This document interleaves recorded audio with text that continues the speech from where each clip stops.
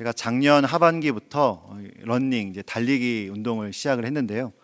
그래서 올해 처음으로 마라톤 대회를 나가봤습니다. 아직 시작한 지 얼마 안 돼서 풀코스인 42.195는 엄두도 못 내고요. 10km 코스, 10km 코스 분야에 이제 신청을 해서 이제 나갔는데, 비교적 아침 일찍 시작하는 대회였는데도 불구하고 요즘 러닝이 인기여서 그런지요, 사람이 굉장히 많더라고요. 나중에 보니까 이 10km 부분에 참가한 사람만 3,000명이 넘었다고 합니다. 그러니까 그 아침 일찍에 수천 명의 사람들이 한강에, 공원에 이제 몰린 겁니다. 이제 출발 소리, 총소리가 탕 하고 나서 사람들이 막 함성을 지르면서 이제 뛰어나가는 거예요. 시작하는데 어찌나 그 심장이 두근거리든지, 문제는 제가 너무 흥분을 한 나머지 달리는 페이스를 너무 초반부터 빨리 잡은 거예요. 한 2-3km밖에 안 지났는데 너무 힘든 겁니다. 보통 사람들 같으면 조금 늦춰서 천천히 가야겠다 했을 텐데, 제가 또 그 체육대학교 출신인지라 기왕 왔는데 내가 기록 한번 내야겠다. 적어도 1등은 못하더라도 앞으로는 내 앞서 달려가는 사람이 없도록 해야겠다, 이런 생각을 하면서 그 페이스로 쭉 이제 간 거예요. 심장은 막 터질 것 같고 막 다리는 잠겨오고 계속 갔습니다. 이제 5km, 6km, 이제 8km쯤 되니까 이제 정말 숨이 턱끝까지 차서 이제 도저히 못하겠다 싶은 그 순간이 오더라고요. 근데 그때 저기 멀리 이렇게 꼬린 지점이 이렇게 보이는 거예요. 저기까지 가면 끝이 나겠구나, 저기까지만 참으면 되겠구나 하는 마음으로, 그래 100m, 100m, 100m 이렇게 참고 참아서 꼬린 지점에 도착을 했습니다. 그렇게 도착을 하고 나니까 메달을 주더라고요. 입상을 한 건 아니고 완주를 하면 다 메달을 줘요. 처음으로 메달이라는 것도 받아봤습니다. 그래서 이제 집에 돌아오는 길에 좀 생각을 해봤습니다. 그 8km 지점에 힘든 위기가 왔을 때에 만약 그 꼬린 지점이 안 보였더라면 내가 끝까지 그렇게 힘을 낼 수 있었을까? 그리고 이런 생각도 했습니다. 만약에 그 끝나는 지점이 없이 안정해진 채로 영원히 그렇게 뛰어야 된다면 과연 그것들을 참아낼 힘이 있었을까? 아마도 그 대회에 참가한 모든 사람들 다 그 꼬린 지점이 있기 때문에, 끝나는 지점이 있기 때문에 각자의 도전들을 해나갔지 않았을까라는 생각을 해봤습니다. 여러분, 우리의 신앙의 여정도 이와 같은 원리인 것 같습니다. 각자의 자리에서 믿음을 지키고 수많은 유혹과 고난을 겪으면서 이 길 끝에 있는 그 꼬린 지점이 있기에, 끝나는 그 날이 있기에 오늘도 우리가 힘을 낼 수 있는 것 아닌가. 이렇게 성경은 우리 인생에도 반드시 끝이 있다고 합니다. 끝나는 날이 있다고 이야기를 합니다. 그런데 여러분, 이 세상 모든 것이 끝나는 그 날에 무엇이 있냐 하면은 하나님의 심판이 있을 거라고 얘기해요. 오늘 본문 17절입니다. 만군의 여호와가 이르노라, 나는 내가 정한 날에 그들을 나의 특별한 소유로 삼을 것이요. 내가 정한 날, 이 심판의 날이거든요. 하나님의 은혜를 입고 하나님의 자녀가 된 자는 영원한 하나님의 소유가 되는 그 은혜를 누리는 날이 그 꼬린 지점, 심판의 날인데요. 반대로 하나님을 대적하는 자들이 어떻게 되냐면요, 4장 1절입니다. 만군의 여호와가 이르노라, 보라, 용광로 불 같은 날이 이르느니 교만한 자와 악을 행하는 자는 다 지푸라기 같을 것이라. 그 이른 날에 그들을 살라 뿌리와 가지를 남기지 아니할 것이다. 이 마지막 날의 결과가 차이가 엄청나게 큽니다. 여러분, 이 심판이 있음을 안다라는 것은요, 하나님의 자녀와 하나님을 대적하는 자들에게 있어서 그 심판이 있음을 안다는 것의 의미는 차이가 굉장히 클 수밖에 없습니다. 여러분, 하나님의 자녀에게 있어서 우리 삶의 끝에는 반드시 끝이 있습니다. 우리 삶의 끝에는 반드시 심판이 있습니다. 이 메시지는요, 너희 앞으로 내 말대로 잘 살지 않으면 지옥불에 떨어질 거야가 아닙니다. 오히려 하나님의 자녀에게 있어 이 심판의 메시지는 이미 하나님의 자녀된 우리에게 소망을 주시기 위한 하나님의 메시지예요. 어떤 소망일까요? 오늘이라는 현실을 살아가면서 주의 말씀대로 살아갈 힘을 주시는 것, 견딜 수 없는 고난 가운데서도 그 고난 가운데 마지막 날 그 하나님의 품에 안겨서 영원한 기쁨, 영원한 샬롬을 누리게 될 그날을 소망하게 하는 그 메시지가 바로 이 심판의 날 메시지라는 것입니다. 따라서 이 인생의 끝에 무엇이 있는지를 안다는 것은요, 오늘을 살아가는 과정에도 큰 영향을 미칩니다. 오늘 이 밤에 우리에게 예비된 이 소망의 말씀을 통하여서 오늘을 살아갈 힘을 얻으시고 또 지친 마음을 일으켜주시는 하나님의 위로를 경험하는 예배의 시간 되기를 간절히 축원드립니다. 오늘 본문을 보니까 마지막 날에 이 두 부류의 사람들이 분명한 성격을 가지고 대조되어 있는 것을 볼 수 있는데요, 살펴본 것처럼 한쪽은 하나님의 영원한 자녀가 된 자들, 또 한쪽은 여호와를 대적하는 자들, 이렇게 구분이 되어 있습니다. 13절에 보시면 하나님을 대적하는 자들의 모습이 이렇게 묘사되고 있습니다. 여호와가 이르노라, 너희가 완악한 말로 나를 대적하고도 이르기를 우리가 무슨 말로 주를 대적하였나이까. 그들이 완악한 말로 하나님을 대적한다고 해요. 근데 더 큰 문제가 있습니다. 자기들이 무슨 말을 했는지도 몰라요. 내가 언제 도대체 하나님을 대적했냐라는 거예요. 여러분, 이 정도면요, 어떤 말을 하고 안 하고의 문제가 아니라 그들의 언어뿐만 아니라 그들의 삶의 방향, 그들의 삶의 가치관에 있어서 그 주님이 말씀하시는 거거든요. 그들이 구체적으로 어떠한 말을 했는지, 그 말들의 의미가 무엇인지 세번역 성경으로 14절과 15절을 보시면 더 쉽게 이해할 수 있을 것 같습니다. 제가 읽어드리겠습니다. 14절입니다. 너희가 말하기를 하나님을 섬기는 것은 헛된 일이다. 그의 명령을 지키고 만군의 주 앞에서 그의 명령을 지키며 죄를 뉘우치고 슬퍼하는 것이 무슨 유익이 있단 말인가.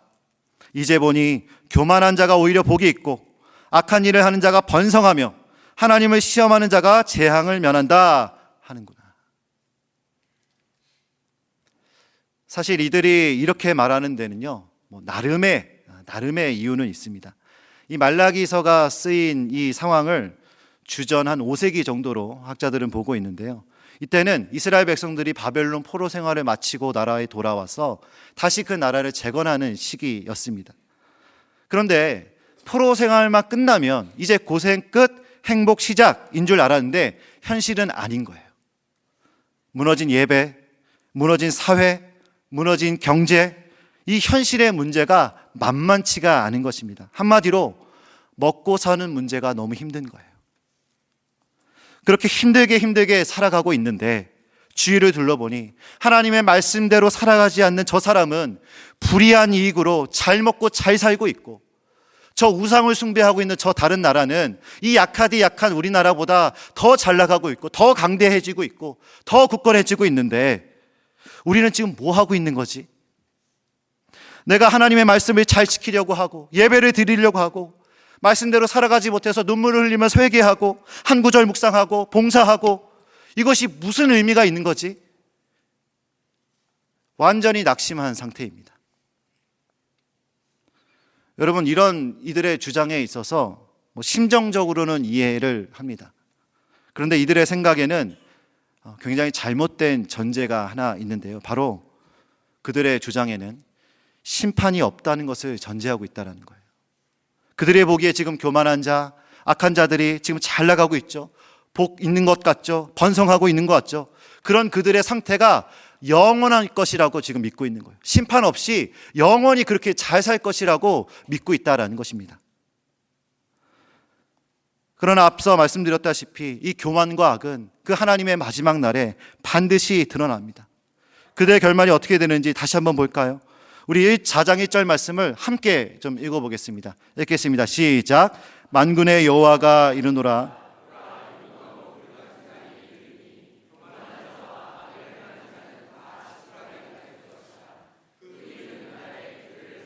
그 뿌리와 가지를 남기지 아니할 것이로되. 지금 당장의 상황을 보면은 우리 눈에는 잘 사는 것 같고 잘 되는 것 같고 잘 풀리는 것 같아 보이지만 하나님을 대적하는 자들의 끝이 어떻다고요? 여러분, 활활 타오르는 그 불에 지푸라기 던져보셨습니까? 마른 지푸라기 어떻게 됩니까? 몇 초 만에 사라집니다. 흔적도 없이 사라집니다. 그들이 그렇게 될 것이다 라는 거예요. 여러분, 그러면 이 심판의 메시지가 왜 우리 믿는 자들에게 위로가 된다는 것일까요?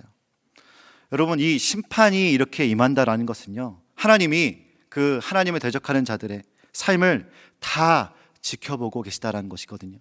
그들이 무슨 행동을 하고 어떤 말을 행하는지, 어떻게 그렇게 악을 행하는지 다 하나님이 지켜보고 계시다라는 거예요. 그러면 이 사실을 동전의 양면처럼 뒤집어 보겠습니다. 그렇게 생각하면 반대로 하나님의 자녀들이 그 말씀대로 살아가려고 애쓰는 그 모든 순간을 하나님께서도 역시 다 지켜보고 계신다라는 것입니다. 이 믿음의 여정, 아무도 몰라줘도, 눈에 보이는 어떤 결과물이 없어 보여도, 대단한 거 없어 보여도 누구는 아신다고요? 하나님은 아신다. 하나님은 다 알고 계신다. 그렇기 때문에 여러분, 주의 길을 걸어가는 자들에게, 이 하나님의 자녀들에게는 이 심판의 메시지는 우리에게 위로가 된다라는 것입니다. 최근에 남자 성도님들과 또 이렇게 교제하며 이야기 나눌 일들이 좀 있었는데요. 그분들의 삶의 이야기들, 특히 이제 직장에서의 어려움들, 그 삶의 무게감을 이렇게 듣는 시간들이 있었습니다. 이 전쟁터와 같은 직장의 삶에서 해야 할 과업들이 참 많고, 가장으로서 또 돈을 벌어야 하고, 돈을 벌어야 또 가족의 생계를 유지할 수 있기 때문이죠. 그리고 뭐 직장이든 사업이든지 간에 그 자리에서 이익을 내야 합니다. 결과물을 내야 합니다. 실적을 내야 하죠. 그 눈에 보이는 뭔가를 내야 그 일을 계속할 수 있고 유지할 수 있는 것 아니겠습니까? 여기까지만 해도 쉽지 않은데요, 여기에 플러스 직장에서 크리스천으로도 살아가야 돼요. 하나님을 믿는 사람인데 정직해야 되죠. 그리고 내 삶과 아무리 화가 나도, 아무리 긴박한 상황이도 내 삶과 말씀과 행동에서 예수님의 향기를 드러내야 합니다. 이게 쉽지 않은 거예요. 일을 하며 돈을 벌며 생계를 유지한다는 것 자체도 힘든데, 때로는 하나님의 말씀대로 살아가지 못해서 실패하고 낙심하고, 이 무게감이 너무나도 커서 참 쉽지 않는 삶을 살고 있습니다. 고백하는 성도님들의 고백을 많이 듣곤 합니다. 남자 성도님들의 이야기를 했지만 사실 이 땅을 살아가는 우리 모두의 고민이요, 또 고백이 아닐까라는 생각을 하는데요. 그럼에도 불구하고 끝까지 있는 그 자리에서 믿음을 지키려 애쓰는 그분들, 하나님의 말씀대로 살아가고자 애쓰는 그 성도님들을 보면서 정말 교육자로서 응원해드리고 싶고 어떻게 해서든 위로해드리고 싶더라고요. 혹시 이 자리에 남성분이든 여성분이든 간에 각자의 삶의 자리에서, 직장에서, 가정에서 어떻게 해서든 비록 부족하지만 그 삶의 자리에서 믿음을 지키기 위해서 하나님의 말씀을 대로 살아가고자 애쓰며 노력하시다가 지금 지치신 분이 계십니까? 이 말씀으로 위로해드리고 싶습니다. 그러므로 내 사랑하는 형제들아, 견실하며 흔들리지 말고 항상 주의 일에 더욱 힘쓰는 자들이 되라. 이는 너희 수고가 주 안에서 헛되지 않은 줄 알미라. 여러분, 그 애씀을 하나님이 다 지켜보고 계신 줄로 믿습니다. 결코 헛되지 않습니다. 주께서 지켜보시고 우리의 그 삶의 예배를 기쁘게 받고 계신 줄로 믿습니다. 그러니 여러분, 이 믿음의 여정 절대로 포기하지 마시고, 허무하다 생각하지 마시고, 남들과 비교하지 마시고 끝까지 예수 따라 걸어가시는 저와 여러분 되기를 간절히 소망합니다. 존 파이퍼 목사님은 이런 의미를 담아서 멋진 한 문장으로 정리를 하시는데요, 이렇게 정리하십니다. 장래의 심판은 곧 장래의 은혜이기도 하다. 믿는 신자에게 다가올 심판은 은혜의 순간이다라는 거예요.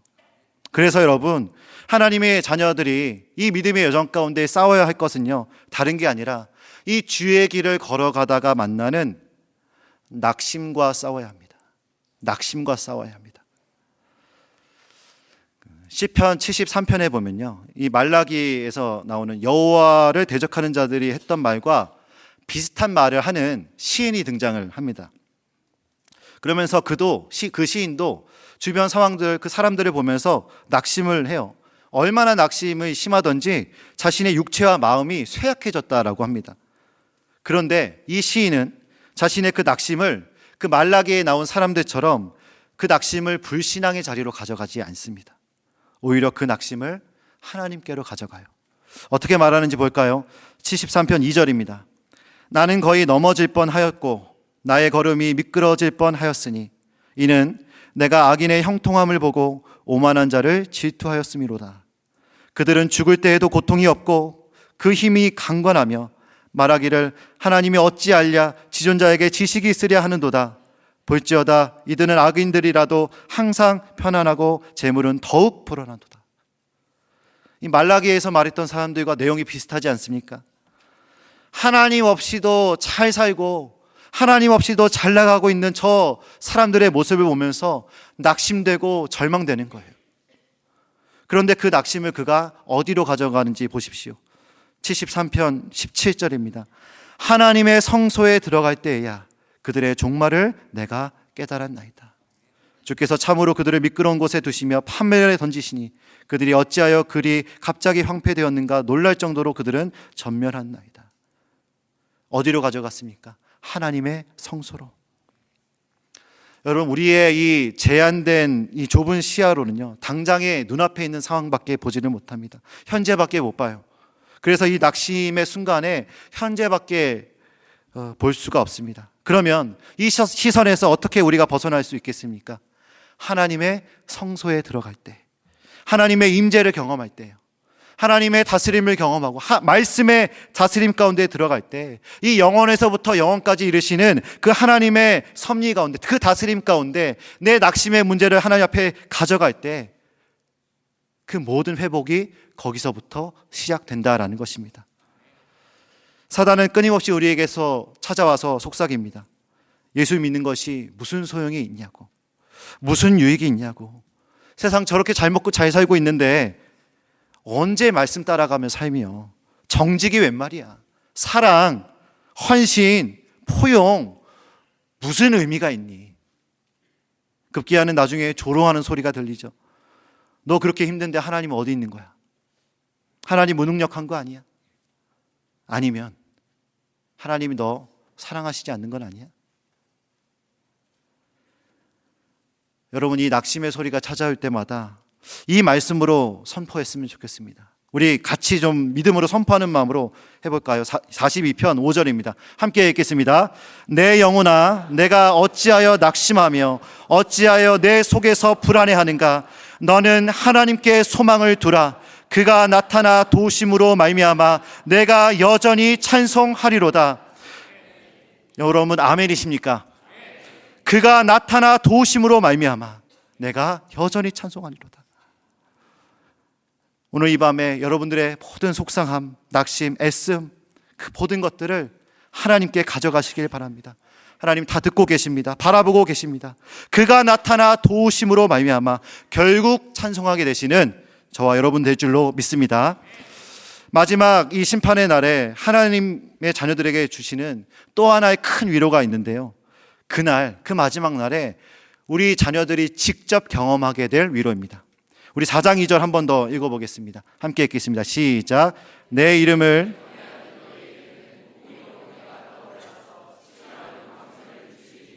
너희가 나가서 외양간에서 나온 송아. 그날에 어떤 일이 일어난다고 합니까? 공의로운 해가 떠올라서 치료하는 광선을 비추겠다. 그렇게 말씀대로 살아가려고 애쓰고 수고하다가 때로는 낙심하고 상처받고 속상하고 외로워했던 그들에게 공의로운 해가 떠올라서 치료하는 광선을 비춰주셔서 너희들을 온전하게 회복시켜 주겠다. 그 회복된 그들이 마치 외양간에서 나온 송아지처럼 힘있게 뛰어다니겠다.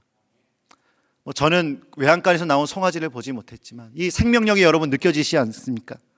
그 송아지와 같이 생명력 있는 모습으로 뛰어다닐 것이다 라는 것입니다. 제가 이 4장 2절 말씀을 묵상할 때면 제 기억에 이렇게 떠오르는 기억에 있는 사진 한 장면처럼 남아있는 기억이 있는데요, 이전에 사역하던 교회 장애인 부서에서 있었던 일입니다. 그 당시에 이제 초등학생 또래의 장애 학생들을 위한 토요 학교를 이제 진행을 했었습니다. 당시에 우리 부서 친구들뿐만 아니라 믿지 않는 다른 우리 친구들도 이렇게 초대를 해서 모집을 해서 체육 교실을 열어준 거예요. 토요일마다 이제 아이들이 교회에 와서 뛰어노는 것입니다. 그때마다 토요일마다 교회가 시끌벅적했어요. 막 아이들이 깔깔거리면서 뛰어놀고, 또 선생님들이 옆에서 아이들에게 잘한다 잘한다 칭찬해주고, 잘했다 격려해주면서, 그렇게 아이들은 더 신이 나서 해맑은 미소로 땀을 뻘뻘 흘리면서 뛰어다니고, 그렇게 참 행복한 시간을 보냈습니다. 그렇게 몇 주간 계획됐던 일정들이 다 이제 끝나고 종강 수료식도 하고요. 그 마지막 날에 봉사했던 우리 선생님들끼리 남아서 나눔을 했습니다.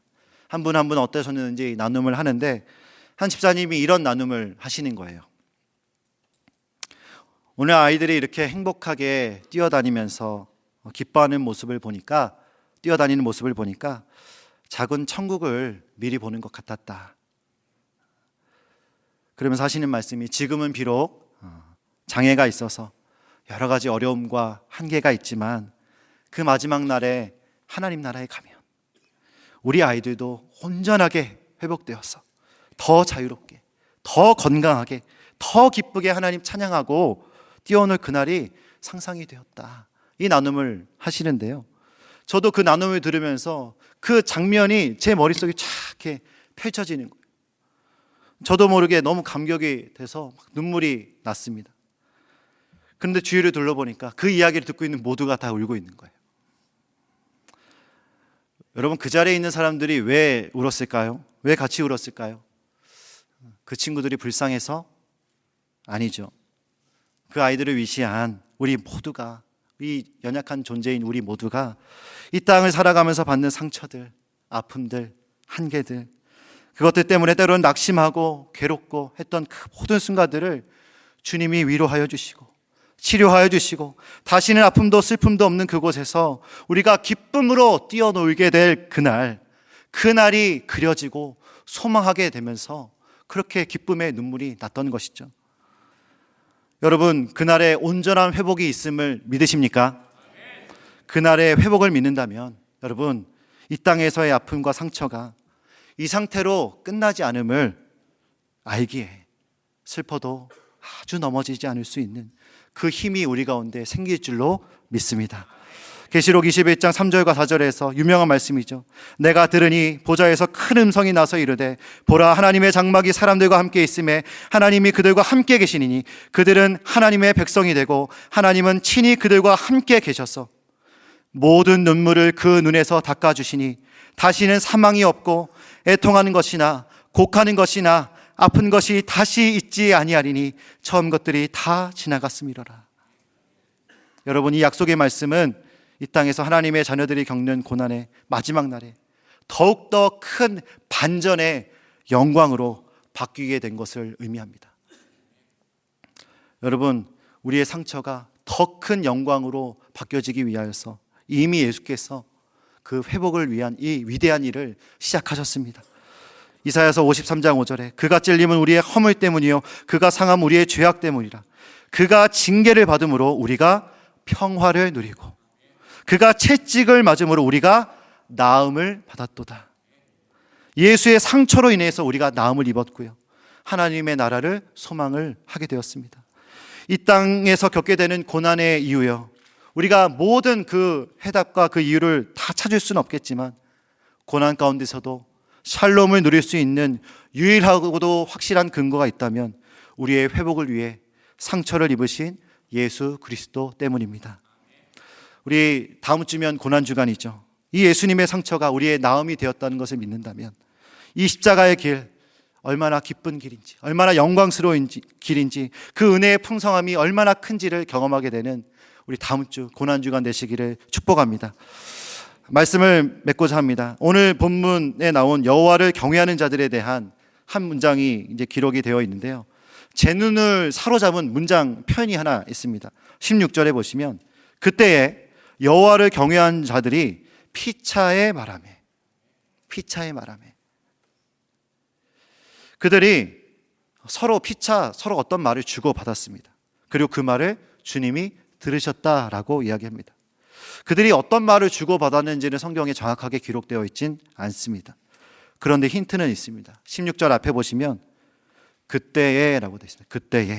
그때에 여호와를 경외하는 자들이 피차에 말하며. 여러분, 이 그때가 언제입니까? 주변에서 하나님 믿는 거 소용없어, 말씀 지키면서 사는 거 소용없어, 의미 없어, 저 하나님 모르는 사람들 잘 먹고 잘 사는데 무슨 의미야, 그 소리가 들릴 그때에 여호와를 경외하는 자들이 어떤 말을 주고받았을까요? 한번 상상해 봅니다. 사랑하는 집사님, 사랑하는 권사님, 우리 사랑하는 동역자 여러분, 지금은 비록 당장 현실이 어렵더라도 우리 같이 소망 되시는 주님 바라봅시다. 힘들겠지만 우리 기도 듣고 계시는 하나님께 우리 함께 기도합시다. 우리 기도함으로 이 약속의 말씀 붙들고 함께 하나님 바라봅시다. 이렇게 격려하지 않았을까요?